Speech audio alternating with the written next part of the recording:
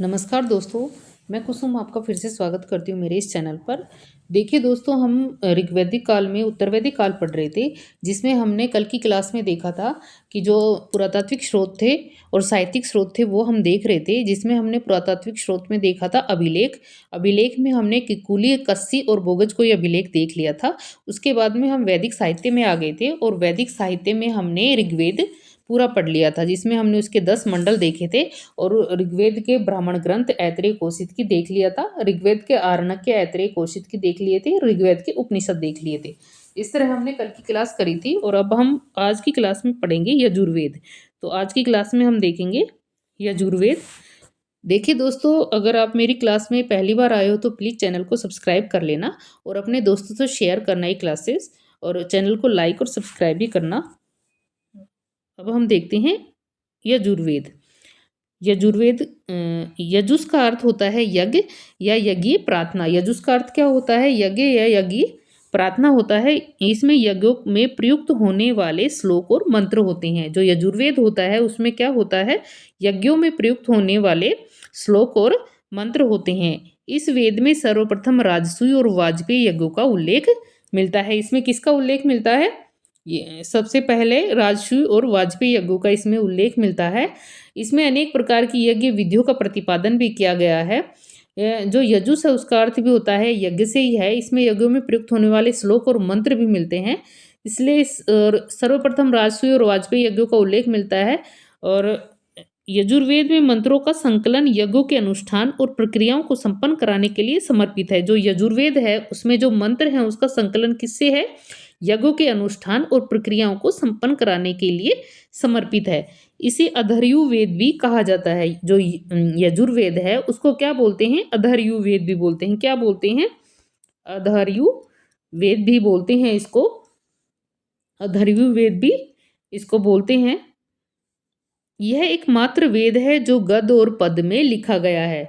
जो यजुर्वेद है वो एकमात्र ऐसा वेद है जो दोनों उसमें लिखा गया है, गद्य में भी और पद में भी लिखा गया है। इसको संपादित करने वाले ब्राह्मण क्या कहलाते हैं? अधर्यु कहलाते हैं। इसको जो संपादित करते हैं वो ब्राह्मण क्या कहलाते हैं? अधर्यु कहलाते हैं। तो जो यजुर्वेद है वो यजुस का अर्थ क्या बताया हमने? यज्ञ या यज्ञीय प्रार्थना से बताया है। इसमें श्लोक और मंत्र होते हैं। राजसूय और वाजपेयी यज्ञों का इसमें सर्वप्रथम उल्लेख मिलता है। इसमें मंत्रों का संकलन यज्ञों के अनुष्ठान और प्रक्रियाओं को संपन्न करने के लिए किया जाता है और इसे अधर्यु वेद भी बोलते हैं। और ये एकमात्र ऐसा वेद है जो गद्य और पद दोनों में लिखा गया है। इसको संपादित करने वाले ब्राह्मण क्या कहलाते हैं? अधर्यु कहलाते हैं। यजुर्वेद के दो भाग हैं। पहला है कृष्ण यजुर्वेद और दूसरा है शुक्ल यजुर्वेद। यजुर्वेद के कितने भाग हैं? दो भाग हैं। इसमें पहला कृष्ण और दूसरा शुक्ल यजुर्वेद। तो जो कृष्ण यजुर्वेद है उसमें छंदोबद्ध मंत्र और गद्यात्मक वाक्यों का संकलन है। जो कृष्ण यजुर्वेद है उसमें क्या मिलता है? छंदबद्ध तरीके से मंत्र और गद्यात्मक वाक्यों का संकलन मिलता है। इसे तैत्तिरीय संहिता भी कहते हैं। जो कृष्ण यजुर्वेद है उसको तैत्तिरीय संहिता भी कहते हैं। देखिए दोस्तों, इसमें से प्रश्न बनते हैं तो आप इनको ढंग से पढ़ लेना। 2 बार अगर क्लास देख लोगे तो अच्छे से याद हो जाएगा आपको। तो आप पढ़ना अच्छे से इनको। कृष्ण यजुर्वेद की 4 शाखाओं का उल्लेख भी इसमें मिलता है, जिसमें काठक, कपिस्थल, मैत्रेयी और तैत्तिरीय संहिता मिलती हैं। इसमें कितने 4 शाखाओं का उल्लेख इसमें मिलता है कृष्ण यजुर्वेद में? पहली है काठक संहिता, दूसरी है कपिस्थल संहिता, तीसरी मैत्रेयी और चौथी तैत्तिरीय संहिता। तो ये 4 जो शाखाएं हैं वो कृष्ण यजुर्वेद से संबंधित हैं। और जो यजुर्वेद का उपवेद है उसको क्या बोलते हैं? धनुर्वेद बोलते हैं। जो यजुर्वेद का उपवेद है उसको क्या बोलते हैं? धनुर्वेद बोलते हैं। अब हम देखते हैं शुक्ल यजुर्वेद। जो शुक्ल यजुर्वेद है शुक्ल में केवल मंत्र हैं। शुक्ल यजुर्वेद में क्या है? केवल मंत्र हैं। यह मूल यजुर्वेद है। जो शुक्ल यजुर्वेद है वो कैसा यजुर्वेद है? मूल यजुर्वेद है। शुक्ल यजुर्वेद की संहिताओं को वाजसनेय संहिता भी कहा जाता है, क्योंकि वाजसनी के पुत्र याज्ञवल्क्य के इसके दृष्टा थे। कौन थे इसके दृष्टा? जो वाजसनी है उनके पुत्र याज्ञवल्क्य के इसके दृष्टा थे, इसलिए इसको वाजसनेय संहिता भी कहा जाता है शुक्ल यजुर्वेद को। पद शैली में मूल मंत्रों के संकलन के कारण इसे प्राचीनतम यजुर्वेद भी माना जाता है। जो पद शैली में इसके मूल मंत्र थे इसलिए इसको क्या बोलते हैं? प्राचीनतम यजुर्वेद भी माना जाता है। जो शुक्ल यजुर्वेद है उसकी प्रधान शाखाएं हैं माध्यादीन और कण्व, माध्यदीन कण्व, दो शाखाएं हैं इसकी, एक है माध्यदीन और दूसरी है कण्व शाखा। तो हम आगे देखते हैं इसमें अ, ये शुक्ल यजुर्वेद की जो वाजस्नेय संहिता है ये सबसे अधिक महत्वपूर्ण है। वाजस्नेय संहिता क्या है? सबसे अधिक महत्वपूर्ण है। इसमें कितने अध्याय हैं? इसमें 40 अध्याय हैं। इसमें कितने अध्याय हैं? 40 अध्याय हैं। तो जो यजुर्वेद है उसके दो भाग थे, एक शुक्ल यजुर्वेद, दूसरा कृष्ण यजुर्वेद। कृष्ण यजुर्वेद को तैत्तिरीय संहिता भी कहते हैं, गद्य शैली में लिखा गया, इसलिए इसको यजुर्वेद जो एक अर्वाचीन और अशुद्ध यजुर्वेद भी इसको बोलते हैं। इसके दो भाग हैं, 4 पाठ हैं इसमें। इसमें 4 पाठ है, मैत्रायणी, काठक, कपिष्ठल और तैत्तिरीय। इसके 4 पाठ क्या थे? मैत्रायणी, कपिष्ठल, पाठक और तैत्तिरीय। इसके 4 भाग थे। और जो शुक्ल यजुर्वेद था उसमें मूल यजुर्वेद भी बोलते हैं इसको। वाजसनी के पुत्र याज्ञवल्क्य के प्रथम दृष्टा थे, इसलिए इसे वाजस्नेयी संहिता भी कहते हैं। पद शैली में मूल मंत्रों का संकलन है इसमें, इस कारण इसे शुद्ध, वास्तविक और प्राचीनतम यजुर्वेद माना जाता है। इसके 2 भाग थे, मध्यादीन और कण्व, इसके 2 भाग थे। अब हम देखते हैं शुक्ल यजुर्वेद के ब्राह्मण ग्रंथ। अब हम क्या देखते हैं? शुक्ल यजुर्वेद के ब्राह्मण ग्रंथ। जो शुक्ल यजुर्वेद है उसके ब्राह्मण ग्रंथ में जो शुक्ल यजुर्वेद है वो ब्राह्मण ग्रंथ शतपथ ब्राह्मण है। इसका ब्राह्मण ग्रंथ क्या है? शतपथ ब्राह्मण ग्रंथ है। जो शुक्ल यजुर्वेद है उसका ब्राह्मण ग्रंथ क्या है? शतपथ ब्राह्मण ग्रंथ है। शतपथ ब्राह्मण को वाजसनीय ब्राह्मण भी कहते हैं। जो शतपथ ब्राह्मण है उसको क्या बोलते हैं? वाजसनीय ब्राह्मण भी बोलते हैं। एक विशाल ग्रंथ है, इसमें 100 अध्याय हैं। कितने अध्याय हैं इसमें? 100 अध्याय हैं। याज्ञवल्क्य ऋषि इसके रचयिता है। जो शुक्ल यजुर्वेद है उसका ब्राह्मण ग्रंथ शतपथ ब्राह्मण है, और शतपथ ब्राह्मण को वाजसनीय ब्राह्मण भी कहा जाता है। ये एक विशाल ग्रंथ है, इसके 100 अध्याय हैं। कितने अध्याय हैं शतपथ ब्राह्मण में? 100। याज्ञवल्क्य ऋषि इसके रचयिता थे। इसमें दुष्यंत भरत संवाद, पुनर्जन्म का सिद्धांत, जल प्लावन की कथा, पुरवरा उर्वशी संवाद, च्यवन ऋषि को यौवन प्रदान करने वाला संवाद, विदेशियों को मलेच्छ कहा गया, मत्स्य अवतार द्वारा मनु को बचाने की जो जल प्लावन कथा है वो सब, इसमें सब कुछ, विदेह माधव कथा, ये सब किसमें है? ये शतपथ ब्राह्मण में हमें मिलती हैं। इसमें उपनयन संस्कार, पुरुष में यज्ञ, जो विदुषी कन्याओं का उल्लेख है, जिसमें गार्गी, मैत्रेयी, गंधर्व, ग्रहिता, जाबाला और विदेह माधव की कथा, ये सब किसमें मिलती है? हमें शतपथ ब्राह्मण में मिलती है, जो कि शुक्ल यजुर्वेद का ब्राह्मण ग्रंथ है। किसका ब्राह्मण ग्रंथ है? शुक्ल यजुर्वेद का ब्राह्मण ग्रंथ है। तो ये समझ में आ गया होगा शुक्ल यजुर्वेद का। यजुर्वेद के ब्राह्मण ग्रंथ में यजुर्वेद 2 हैं, जिसमें शुक्ल यजुर्वेद और कृष्ण यजुर्वेद। शुक्ल यजुर्वेद का ब्राह्मण ग्रंथ शतपथ ब्राह्मण है, कृष्ण यजुर्वेद का ब्राह्मण ग्रंथ तैत्तिरीय ब्राह्मण है। तो इनके ब्राह्मण ग्रंथ कौन कौन से हैं? शुक्ल यजुर्वेद का ब्राह्मण ग्रंथ शतपथ आ जाएगा, और कृष्ण यजुर्वेद का तैत्तिरीय ब्राह्मण ग्रंथ आ जाएगा। जो शुक्ल यजुर्वेद है वो जो शुक्ल यजुर्वेद है उसका ब्राह्मण ग्रंथ शतपथ ब्राह्मण है। ये प्राचीनतम है, और ये बृहत्तम ब्राह्मण ग्रंथ है, यानी कि प्राचीनतम सबसे बड़ा ब्राह्मण ग्रंथ है। इसे वाजसनेय ब्राह्मण ग्रंथ भी कहते हैं। इसमें मत्स्य अवतार द्वारा मनु को बचाने की कथा, जल प्लावन कथा, पुरवरा उर्वशी संवाद, दुष्यंत भरत संवाद, च्यवन ऋषि को यौवन प्रदान करने वाला संवाद, पुनर्जन्म कथा, विदेह माधव कथा, यज्ञ वेदी की तुलना स्त्री से की गई थी वो सब, उपनयन संस्कार, पुरुष में यज्ञ, राम कथा का जिक्र, ये सभी शतपथ ब्राह्मण में हमें मिलते हैं। अब हम देखते हैं दूसरा कृष्ण यजुर्वेद। इसके ब्राह्मण ग्रंथ है तैत्तिरीय ब्राह्मण। इसका ब्राह्मण ग्रंथ क्या जाएगा? तैत्तिरीय ब्राह्मण। इसमें क्या क्या है तैत्तिरीय ब्राह्मण में? जो कृष्ण यजुर्वेद का ब्राह्मण ग्रंथ है इसमें आ जाएगा तैत्तिरीय है। तैत्तिरीय ब्राह्मण में 3 ऋण, जो कि ऋषि ऋण, पितृ ऋण, देव ऋण है, उनका वर्णन है।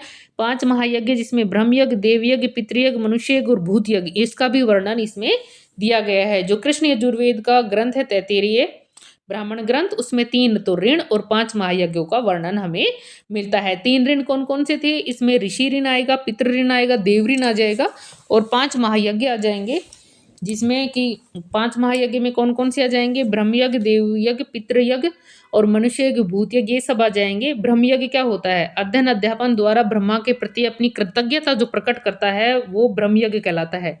अध्ययन और अध्यापन के द्वारा ब्रह्म के प्रति अपनी कृतज्ञता जब शिष्य प्रकट करता है तो उसे ब्रह्म यज्ञ कहते हैं। या उसे ऋषि यज्ञ कहते हैं। देव यज्ञ क्या होता है? हवन द्वारा देवताओं की पूजा अर्चना देव यज्ञ कहलाता है। पितृयज्ञ होता है पितरों द्वारा जल और भोजन के द्वारा तर्पण करना पितरों का, ये पितृयज्ञ होता है। मनुष्य यज्ञ क्या होता है? अतिथि सत्कार करना ही मनुष्य यज्ञ कहलाता है। और भूत यज्ञ होता है समस्त जीवों के प्रति अपनी कृतज्ञता प्रकट करना, ये भूत यज्ञ होता है। इसके अलावा 3 ऋण थे जिसमें ऋषि ऋण, पितृ ऋण, देव ऋण थे। जो ऋषि ऋण होता है वो होता है प्राचीन ज्ञान विज्ञान और साहित्य के प्रति कर्तव्य। जो प्राचीन ज्ञान विज्ञान और साहित्य के प्रति कर्तव्य ऋषि ऋण होता है। पितृ ऋण में होता है पूर्वजों के प्रति कर्तव्य, और देव ऋण में होता है देवताओं और भौतिक शक्तियों के प्रति उसके मनुष्य के दायित्व, तो ये देव यज्ञ में आ जाता है। इस तरह हमने देख लिया यजुर्वेद के ब्राह्मण ग्रंथ, शुक्ल यजुर्वेद और कृष्ण यजुर्वेद। शुक्ल यजुर्वेद का ब्राह्मण ग्रंथ शतपथ हो गया और कृष्ण यजुर्वेद का हो गया तैत्तिरीय ब्राह्मण ग्रंथ। इस तरह ये हमारे ब्राह्मण ग्रंथ हो गए। अब हम देखते हैं यजुर्वेद के उपनिषद। यजुर्वेद के उपनिषद, तो पहले उपनिषद का अर्थ देखते हैं हम। उपनिषद में उप का अर्थ होता है समीप और निषद का अर्थ होता है बैठना, यानी कि समीप बैठना, अर्थात ज्ञान प्राप्ति हेतु गुरु के निकट बैठना ही क्या कहलाता है? उपनिषद कहलाता है। उपनिषदों में यज्ञ कर्म कांडों की आलोचना की गई है। जो उपनिषद हैं उसमें किसकी आलोचना की गई है? यज्ञ कर्म कांडों की, तथा उनकी यज्ञ की तुलना एक छिद्रयुक्त टूटी नाव से की गई है। यज्ञ की तुलना किससे की गई है? छिद्रयुक्त टूटी नाव से की गई है। देखिए दोस्तों, आप अच्छे से मेहनत करना और इनको 2-3 बार रिवीजन करना, पढ़ना। इनको ऐसे मत सोचना कि कैसा बोरिंग सा है तो पढ़े नहीं। आपको यहाँ से क्वेश्चन मिलेंगे तो आप इनको पढ़ना अच्छी तरह से, क्योंकि क्वेश्चन कहीं पे भी बना सकते हैं और कहीं से भी बन जाते हैं क्वेश्चन। तो आप ढंग से पढ़ना को, क्योंकि ये बहुत सी किताबों का निचोड़ है। इसके अंदर जो इम्पोर्टेंट चीज़ें हैं वो सब मैंने इसमें लिख दी है, तो आप जरूर से पढ़ना इनको। उपनिषदों में कर्म और पुनर्जन्म में विश्वास व्यक्त किया गया है। उपनिषदों में शिक्षाप्रद कथाओं वार्तालाप का समावेश है। उपनिषदों में क्या क्या है? शिक्षाप्रद कथा और वार्तालाप का समावेश है। उपनिषद में बहुत सी चीजें मिलती हैं। उपनिषद का संकलन पुराणों से पहले किया गया था। जो उपनिषद है उनका रचना काल उत्तर वैदिक काल है, जबकि पुराणों की रचना कब हुई थी? गुप्त काल में हुई थी। तो उपनिषदों में कर्म और पुनर्जन्म में विश्वास व्यक्त किया गया है। उपनिषद में शिक्षाप्रद कथाएं वार्तालाप हैं, और एक ही उपनिषद में विधि विचार निष्कर्म जो कि विभिन्नता देखने को मिल जाती है। इस कारण उपनिषदों को क्या बोलते हैं? मीमांसात्मक ग्रंथ भी मानते हैं। उपनिषदों को क्या मानते हैं? मीमांसात्मक ग्रंथ भी मानते हैं। वैसे तो उपनिषद कितने हैं? 300 हैं, लेकिन सर्वमान्य कितने हैं? 108। वैसे उपनिषदों की संख्या कितनी बताई जाती है? 300, लेकिन इसमें से सर्वमान्य उपनिषद 108 हैं। और वैदिक उपनिषद कितने हैं? इसमें से भी जो वैदिक उपनिषद हैं वो सिर्फ 12 ही हैं। वैदिक उपनिषद कितने हैं? 12। और 12 उपनिषदों में कौन कौन से हैं? ईश, केन, कठ, प्रश्न 4 ये हो गए। मुंडक, मांडुक्य, तैत्तिरीय 7 और ऐत्रेय 8, छांदोग्य, वृहदारण्यक, कौशितकीय और श्वेता स्वर, ये 12 उपनिषद हैं जिनकी वैदिक उपनिषदों में इनकी संख्या 12 ही बताई गई है। और ये 12 उपनिषद इस हैं, जिसमें पहला आ जाएगा ईश, दूसरा केन, कठ, प्रश्न 4 हो गए, 5वां मांडुक्य, छठा मुंडक, छठा मांडुक्य, 7वां तैत्तिरीय, 8वां ऐत्रेय, 9वां छांदोग्य, 10वां वृहदारण्यक, 11वां कौशितकीय और 12वां आ जाएगा श्वेतास्वर। इस तरह ये 12 उपनिषद हैं जो कि वैदिक उपनिषदों की संख्या 12 ही बताई गई है।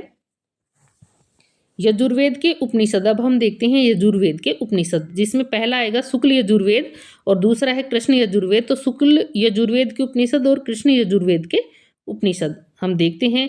जो शुक्ल यजुर्वेद है उसके 2 उपनिषद है, वृहदारण्यक और ईशोपनिषद। शुक्ल यजुर्वेद के कितने हैं? वृहदारण्यक और ईशोपनिषद। और जो कृष्ण यजुर्वेद हैं, कृष्ण यजुर्वेद के आ जाएंगे तैत्तिरीय, कठोपनिषद, श्वेतास्वर और मैत्रायणी, और एक आ जाएगा सूकर रहस्य उपनिषद। सूकर रहस्य उपनिषद ये हैं इसके कृष्ण यजुर्वेद के। तो अब हम देखते हैं शुक्ल यजुर्वेद का वृहदारण्यक के उपनिषद देखते हैं। शुक्ल यजुर्वेद का वृहदारण्यक के उपनिषद, इसमें याज्ञवल्क्य और गार्गी संवाद, याज्ञवल्क्य और मैत्रेयी संवाद का उल्लेख मिलता है। जो शुक्ल यजुर्वेद का वृहदारण्यक उपनिषद है उसमें क्या क्या मिलता है? उसमें हमें याज्ञवल्क्य, गार्गी संवाद, याज्ञवल्क्य, मैत्रेयी संवाद मिलता है। इसमें जो तमसोमा ज्योतिर्गमय में ये लिखा हुआ पुनर्जन्म का सिद्धांत भी मिलता है। सबसे बड़ा ये उपनिषद है। इसके प्रधान प्रवक्ता महर्षि याज्ञवल्क्य हैं। अहम ब्रह्मास्मि महाकाव्य इसमें मिलता है। सर्वे भवन्तु सुखिनः भी इसमें मिलता है और तमसो मा ज्योतिर्गमय ये भी इसमें लिखा हुआ मिलता है। तो जो वृहदारण्यक उपनिषद है उसमें क्या क्या मिलता है हमें? वृहदारण्यक उपनिषद में याज्ञवल्क्य गार्गी और याज्ञवल्क्य मैत्रेयी संवाद मिलता है। पुनर्जन्म का सिद्धांत भी मिलता है। सबसे बड़ा उपनिषद कौन सा है? वृहदारण्यक उपनिषद है। इसके प्रधान प्रवक्ता महर्षि याज्ञवल्क्य हैं। अहम ब्रह्मास्मि महाकाव्य भी वृहदारण्यक उपनिषद में मिलता है। और सर्वे भवन्तु सुखिनः भी और तमसो मा ज्योतिर्गमय संवाद ये सब लिखा हुआ भी हमें वृहदारण्यक उपनिषद में मिलता है। जो यजुर्वेद का शुक्ल यजुर्वेद है उसमें जो पहला उपनिषद आ जाएगा शुक्ल इसमें वृहदारण्यक उपनिषद देख लिया हमने। अब हम देखते हैं दूसरा इसका ईशोपनिषद। कौन सा देखते हैं? ईशोपनिषद। इसमें देखते हैं इसमें निष्काम कर्म सिद्धांत का प्रथम बार प्रतिपादन मिलता है। जो ईशोपनिषद है इसमें क्या मिलता है? निष्काम कर्म सिद्धांत का पहली बार प्रतिपादन हमें मिलता है। जो शुक्ल यजुर्वेद के 40 अध्याय हैं उनका जो आखिरी उपनिषद है ये ईशोपनिषद है। जो हमने देखा अभी कि शुक्ल यजुर्वेद के कितने अध्याय थे? 40 थे, जिसमें से आखिरी अध्याय है ईशोपनिषद। इसमें निष्काम कर्म सिद्धांत प्रथम बार प्रतिपादन मिलता है। दार्शनिक और आध्यात्मिक बातों का भी इसमें वर्णन मिलता है। गीता का निष्काम कर्म भी इसमें मिलता है। शून्य का पहली बार उल्लेख यहीं पे मिला है। शून्य का पहली बार उल्लेख कहाँ मिला है? ईशोपनिषद में मिला है। शून्य का पहली बार उल्लेख ईशोपनिषद में मिलता है। इसमें यांत्रिक क्रियाओं के स्थान पर दार्शनिक और आध्यात्मिक बातों का वर्णन भी मिलता है। निष्काम कर्म सिद्धांत भी इसमें ही पहली बार देखा गया था। तो जो शुक्ल यजुर्वेद है उसमें हमने 2 उपनिषद देख लिए, वृहदारण्यक और ईशोपनिषद। ये दोनों उपनिषद शुक्ल यजुर्वेद के उपनिषद है। अभी इनको ध्यान रखना और 1-2 बार इसको ढंग से पढ़ लेना, आप याद हो जाएगा आपके। अब हम देखते हैं कृष्ण यजुर्वेद के उपनिषद। इसमें तैत्तिरीय आएगा, कठोपनिषद, श्वेताश्वर और मैत्रेयी उपनिषद आ जाएगा। जो तैत्तिरीय उपनिषद है, अधिक अन्न उत्पन्न करना चाहिए, अन्न ही ब्रह्म है, यह नारा तैत्तिरीय उपनिषद में मिलता है। तैत्तिरीय उपनिषद में क्या क्या मिलता है कि इसमें ये लिखा हुआ है कि अधिक अन्न उत्पन्न करना चाहिए, अन्न ही क्या होता है? ब्रह्म होता है। ये नारा किस में मिलता है? हमें तैत्तिरीय उपनिषद में मिलता है। इसमें अतिथि देवो भव, मातृ देवो भव आदि भी लिखा हुआ मिलता है। जो तैत्तिरीय उपनिषद है उसमें अतिथि देवो भव, मातृ देवो भव का सिद्धांत भी मिलता है। अब हम देखते हैं दूसरा कठोपनिषद। इसमें दियम और नचिकेता के मध्य का संवाद मिलता है। ये बहुत बार क्वेश्चन में आता है, ये क्वेश्चन बनता है कि कठोपनिषद में किसका संवाद मिलता है? तो इसमें मिलता है यम और नचिकेता का संवाद। और जो ये कठोपनिषद है किससे संबंधित है? कृष्ण यजुर्वेद से संबंधित है। जो कृष्ण यजुर्वेद है उसका क्या है? ये एक उपनिषद है कठोपनिषद। तो इसमें किसका संवाद मिलता है? यम और नचिकेता का संवाद मिलता है।